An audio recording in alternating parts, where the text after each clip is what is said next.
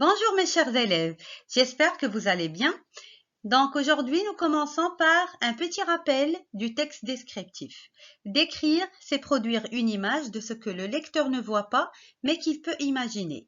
Il se peut que ça soit un lieu, un personnage ou un événement. Un texte argumentatif, qu'est-ce que ça peut évoquer? Ça nous rappelle le verbe argumenter, persuader, critiquer, convaincre, mais aussi défendre. Mais défendre quoi? Défendre une opinion ou alors un point de vue, ce qu'on appelle une thèse. Et pour cela, nous aurons besoin d'arguments et de contre-arguments, ainsi que des exemples pour appuyer notre position. Aussi, nous aurons besoin de connecteurs logiques qui vont nous aider à ficeler et à relier nos idées et obtenir un texte argumentatif contenant une introduction, un développement et une conclusion. Maintenant, quels sont les textes argumentatifs que vous connaissez? Oui, ça peut être des textes scientifiques, le message publicitaire, aussi les analyses littéraires. Lisons le texte suivant pour mieux identifier les caractéristiques d'un texte argumentatif. Pour ou contre remplacer les fournitures par des ordinateurs portables? Ça te dirait si, à la rentrée prochaine, les livres, les cahiers, les stylos, les agendas, etc. étaient remplacés par un ordinateur portable distribué à chaque élève? Il servirait à tout, prendre des notes en classe, échanger des documents avec le professeur et tes camarades, suivre la leçon sur un manuel numérisé, faire des recherches pour un exposé, etc. Dis-nous ce que tu en penses. Lisons les commentaires de quelques élèves. Premier commentaire. Contre. Je pense qu'on n'aura plus l'odeur des cahiers et des livres et puis tout le monde ne peut pas se permettre d'acheter un ordinateur. Imaginez les familles qui ont 3 à 4 enfants. Deuxième commentaire de Cacahuète. Pour et contre. À mon avis, ça serait cool des ordi en classe. Ça moderniserait un peu, mais d'un autre côté, ça fatigue les yeux. Et quand ça plante ou qu'on doit faire un exposé, c'est pas simple. Troisième commentaire de Miss Monde 2015. Pour, personnellement, je vois qu'on n'aura plus le dos cassé par le poids des livres, mais c'est pas bon pour les yeux. Quatrième commentaire de Super Lunettes de Soleil. Contre. Bonjour les yeux au bout de 2 mois. Et puis, l'électricité. Cinquième commentaire de Lara. Pour, c'est trop classe. Mais eux ne feraient pas d'économie en électricité. Problème. Planter est le nouveau mot que nous allons découvrir. Et ça relève du domaine de l'informatique. Il se dit d'un ordinateur ou d'un logiciel lorsqu'il rencontre une erreur, le rendant inutilisable. Répondons ensemble aux questions suivantes qui nous aideront à identifier le texte. Quel sujet propose le texte? Il nous propose de remplacer les cahiers par les PC portables. Relevons maintenant les avantages de l'ordinateur portable. Parmi ces avantages qui sont cités dans le texte, prendre des notes en classe, échanger des documents avec le professeur et les camarades, suivre la leçon sur un manuel numérisé et faire des recherches pour un exposé. Les participants sont-ils tous d'accord? Non, ils ne le sont pas tous. Quelles sont les personnes qui sont contre? Il s'agit de la première et la quatrième personne. Quelles sont les personnes qui sont pour? C'est Miss Monde 2015 et Lara. Et quelles sont les personnes qui sont pour et contre? C'est Cacahuète. Maintenant, relevons dans le texte des expressions d'opinion.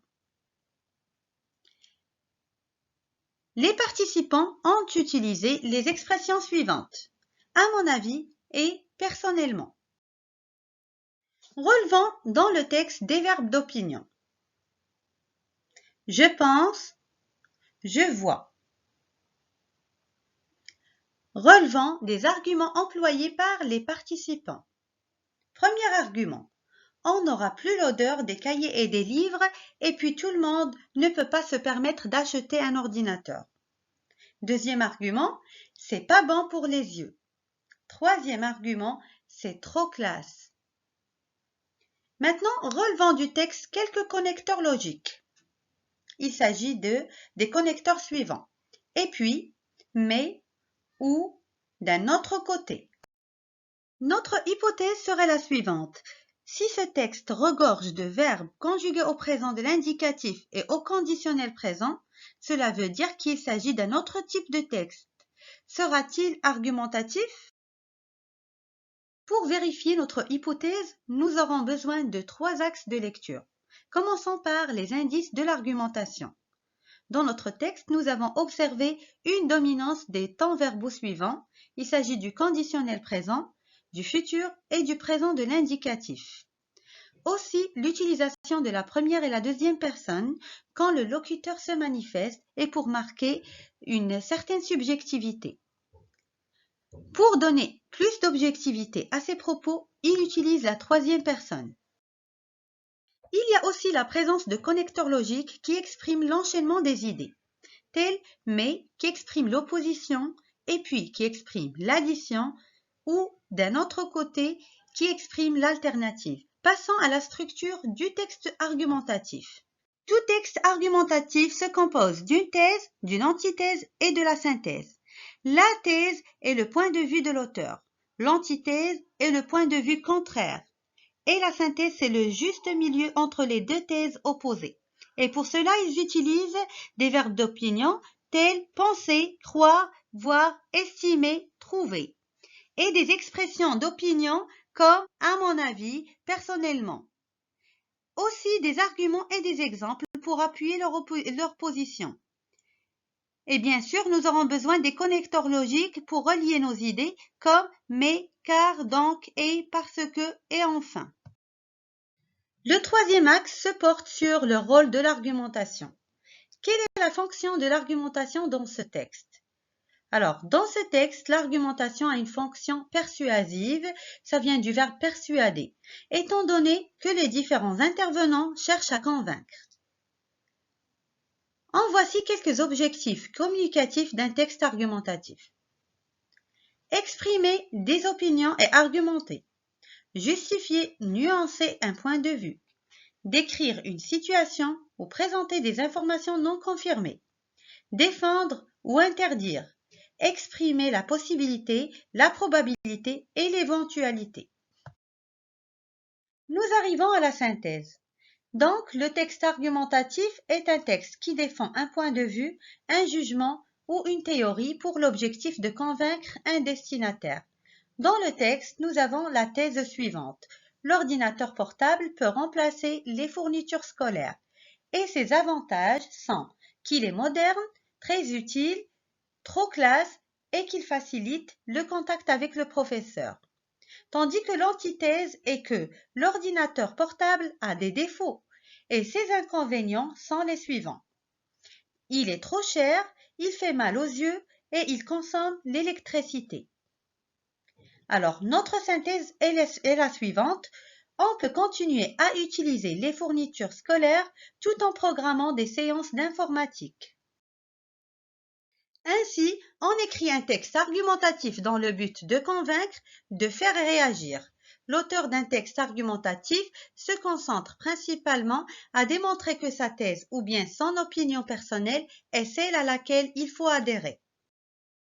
En bref, un texte argumentatif comporte généralement un exposé de la thèse défendue, des arguments le plus souvent classés par ordre croissant d'importance, des exemples qui illustrent les arguments et leur donnent plus de poids, des connecteurs logiques qui structurent l'argumentation et des indices de la situation d'énonciation. Et oui, nous sommes arrivés à la fin de notre vidéo. J'espère que vous avez bien compris la leçon. Je vous donne un rendez-vous à la prochaine vidéo.